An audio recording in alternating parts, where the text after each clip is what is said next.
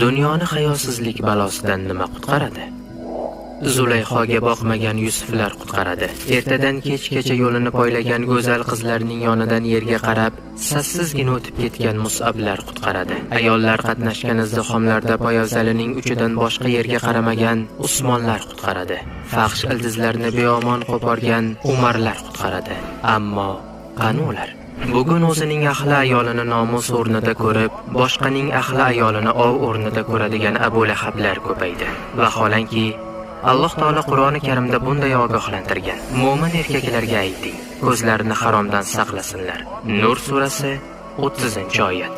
Hazrat Ali roziyallohu anhu o'z davrida erkaklarga bir o'gitni qayta-qayta takrorlagan. Tasattur faqat ayollarga xos deb o'ylamang. Erkakning tasatturi uning ko'zlaridadir. Gunoh ayol uchun nima bo'lsa, erkak uchun ham xuddi o'shadir.